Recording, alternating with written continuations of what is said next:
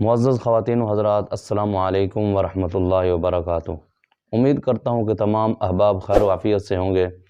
آج کا موضوع ہے نیت، کہ امام الانبیاء حضرت محمد مصطفیٰ صلی اللہ علیہ وسلم کا پاک فرمان ہے، انما الاعمال بالنیات وانما لامرئ ما نوى فمن كانت هجرته الى الله ورسوله فهجرته الى الله ورسوله ومن كانت هجرته الى دنیا يصيبها او امرأة يتزوجها فهجرته الى ما هاجر الیہ او کما قال علیہ الصلوۃ والسلام، کہ امام الانبیاء حضرت محمد مصطفیٰ صلی اللہ علیہ وسلم نے فرمایا، اعمال کا دار و مدار نیتوں پر ہے، پس جس نے ہجرت کی اللہ اور اس کے رسول کے لیے، پس اس کی ہجرت اللہ اور اس کے رسول کے لیے ہی ہے، اور جس نے ہجرت کی دنیا کے لیے یا کسی عورت کے لیے کہ اس کے ساتھ نکاح کرے گا، اس کی ہجرت اسی کے لیے ہے۔ اب ہجرت کا عمل بہت ہی محبوب عمل ہے، کہ جس کے بارے میں بڑی بڑی بشارتیں دی گئیں، کہ جس طرح کہا والسابقون الاولون من المہاجرین والانصار، کہ ہجرت والوں کا ذکر پہلے قرآن مجید میں بھی کر دیا گیا۔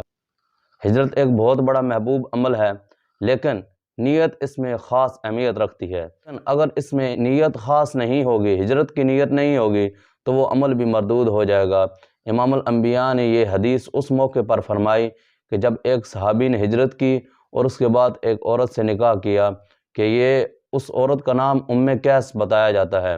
یہ اس واقعے کے ساتھ یہ حدیث بہت ہی خاص ہے۔ یہ اسی واقعے کے بارے میں آپ علیہ الصلوۃ والسلام نے فرمائی کہ بعض علماء نے تو یہ لکھا ہے کہ جب دنیا کا ذکر کر دیا گیا، اس کے بعد عورت کا ذکر کرنا کیا ضروری تھا؟ تو اس میں یہ بات خاص کر دی گئی کہ جس طرح ابھی میں کسی ہوٹل پر جاتا ہوں تو میں اسے یہ کہتا ہوں کہ بھائی صاحب بڑی کڑک سی بڑی اچھی سی چائے بنا کر دیں، ٹیٹ فیٹ چائے ہونی چاہیے، لیکن جب یہ کہنے کے بعد میں اسے یہ بھی ساتھ میں کہتا ہوں کہ بھائی جان ذرا پتی تیز رکھنا اور ذرا چائے کو صحیح کڑک اور تیار کر کے بنانا۔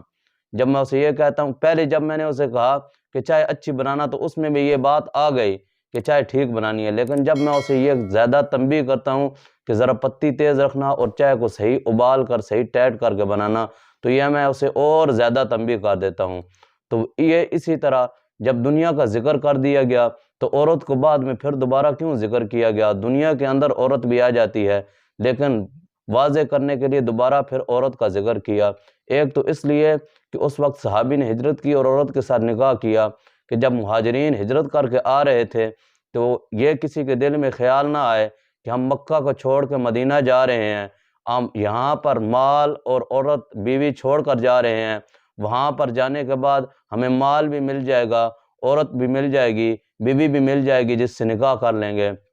کہ کسی کے دل میں یہ خیال نہ پیدا ہو۔ اس لیے محبوب پیغمبر نے یہ بیان فرما دیا۔ یا ایک وجہ یہ بھی بتائی جاتی ہے کہ عورتوں کا ذکر خاص طور پر اس لیے کر دیا گیا کہ عورتوں کے فتنے بہت ہی زیادہ سخت ہوتے ہیں، کہ اس میں لوگ بڑے جلدی پھنس جاتے ہیں، اس لیے بھی عورت کو خاص طور پر بیان کیا کہ دنیا میں عورت شامل ہے، لیکن پھر بھی واضح کر دیا۔ جس طرح کہ میں نے بتایا آپ کو کہ چائے کا میں نے کہا کہ اچھے طریقے سے بنائے، لیکن اس کو واضح کرنے کے لیے پھر دوبارہ میں نے تنبیہ کے طور پر اسے کہا کہ ذرا پتی کو تیز کرے اور ابالا ذرا زیادہ دے کر بنا کر صحیح تیار کر کے مجھے دے۔ یہ پہلی مرتبہ بھی بات اسے سمجھ میں آ جاتی ہے، لیکن دوسری مرتبہ کہنا میرا اس لیے تھا کہ بات ذرا اور کھل کر اور واضح ہو جائے۔ اور نیت کے بارے میں یہ کہا جاتا ہے کہ یہ تین خاص اعمال ہیں۔ جس طرح نیت کے ذریعے عادت کو عبادت سے جدا کرنا، کہ بعض دفعہ یہ دیکھیں کہ بندہ سجدے کی حالت میں ایسے پڑا ہوا ہے تو یہ سجدے کی حالت میں پڑا ہوا ہی ہے، جب تک وہ نیت نہیں کرے گا نماز کی تو نماز کا ثواب اسے نہیں ملے گا، صرف پڑا رہنے کا ہی اسے ثواب ملے گا۔ دوسرا ہے عبادت کو عبادت کے ذریعے، عبادت کو عبادت سے جدا کرنا نیت کے ذریعے، کہ انسان ظہر کے 4 فرائض میں ظہر کی نیت کرتا ہے تو وہ ظہر کی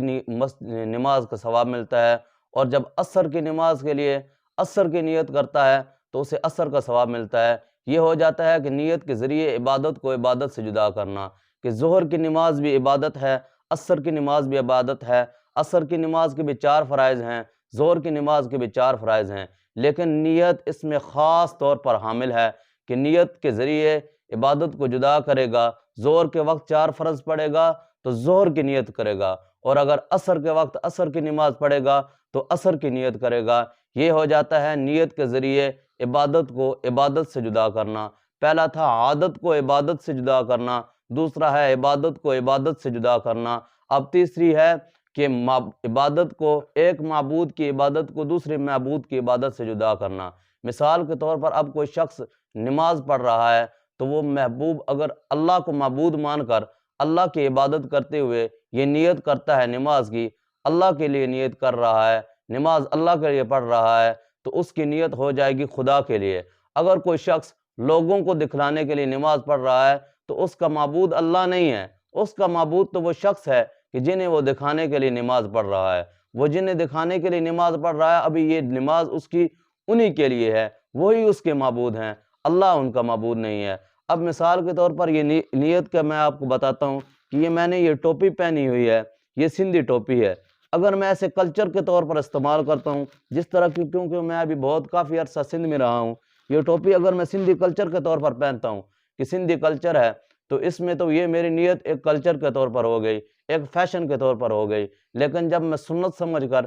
کہ محبوب پیغمبر کی سنت ہے سر کو ڈھانپنا، سر کو ڈھانپنے کی نیت سے سنت سمجھ کر یہی ٹوپی میں اگر سر پر اوڑھ لوں گا تو مجھے نیت کا ثواب، میری یہ نیت صرف ایک اس کے لیے سنت بھی زندہ ہو جائے گی۔ اور امام الانبیاء نے فرمایا کہ جو فتنوں کے دور میں ایک سنت زندہ کرتا ہے اسے 100 شہیدوں کا ثواب ملتا ہے۔ یہ صرف ابھی نیت کر دی، ٹوپی تو ویسے بھی پہننی ہے، اگر